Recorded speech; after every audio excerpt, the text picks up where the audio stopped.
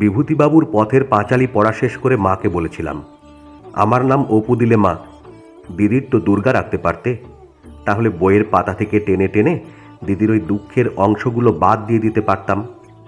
মা গম্ভীর হতো, বলতো, আহ বিরক্ত করিস না, যা। দিদি এপাড়া ওপাড়া ঘুরে বেড়াতো জঙ্গলে দঙ্গলে, আম জাম লিচু নিয়ে আসতো ফ্রক ভর্তি করে, চুপি চুপি আমায় ডেকে এনে বলতো, ভাই একটু নুন আর তেল নিয়ে আয় তো, কুলগুলো থেতো করে মাখি।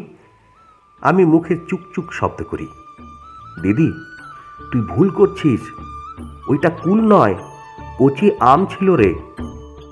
দিদি আমার মাথায় টোকা মেরে বলতো, এই আবার তোর বইয়ের পোকা নড়ল তো। মা দিদিকে বকলেও আমি কাঁদতাম। না মা, দিদিকে বকো না, খুব ভালোবাসো। মা আমার পিঠে দমাদম দিয়ে বলতো, তোর দিদির নাম তিথি, দুর্গা নয়। দিদির জন্য আমার এত মায়া। দিদি মাঝে মাঝেই রাগ করে বলতো, এমন ভাই যে একটুও ঝগড়া করে না।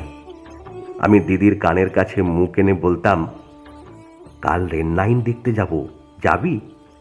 দিদি হেসে বলতো, সে তো কবেই দেখেছি, কাল বরং তোকে পানি ফল খাওয়াতে নিয়ে যাব রানুদের পুকুরে।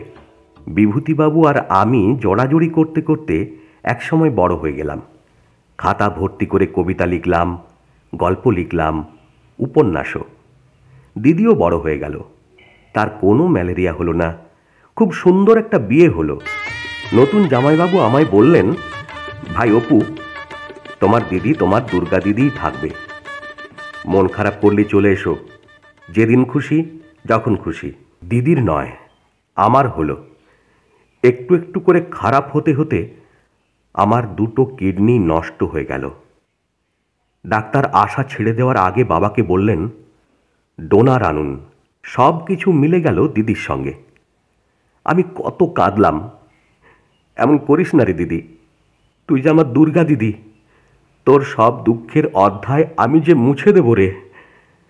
দিদি আমার মাথায় হাত রেখে বলল, এত ভাবিস না, আমার ম্যালেরিয়া যখন হয়নি আর কিছু হবে না। সুস্থ হলাম আমি, দিদি হলো না। জটিলতা শুরু হলো নানা রকম। ধীরে ধীরে শয্যাশায়ী হলো দিদি। আমায় ডেকে বলল, চল রেল লাইন দেখে আসি। আমি বললাম, কি বলছিস এসব দিদি, সে তো ছোটবেলা থেকে দেখেছি, তা আবার কেন? দিদি হাসল, আবার দেখলে ক্ষতি কি? না না দিদি, তোকে আমি কিছুতেই যেতে দেব না, তুই আমাকে বারবার হারিয়ে দিবি এ হয় না। তাছাড়া তুই তো দুর্গা নোস দিদি, তুই তো তিথি। শেষের সে তিথি সত্যি এলো খুব তাড়াতাড়ি।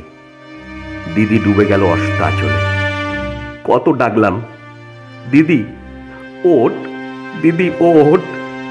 দিদি কিছুতেই উঠল না। অচেতন হওয়ার আগে আমি শুনতে পেলাম দিদি আমায় ফিস ফিস করে বলছে, কি রে অপু, রেল লাইন দেখতে কবে নিয়ে যাবে আমায়?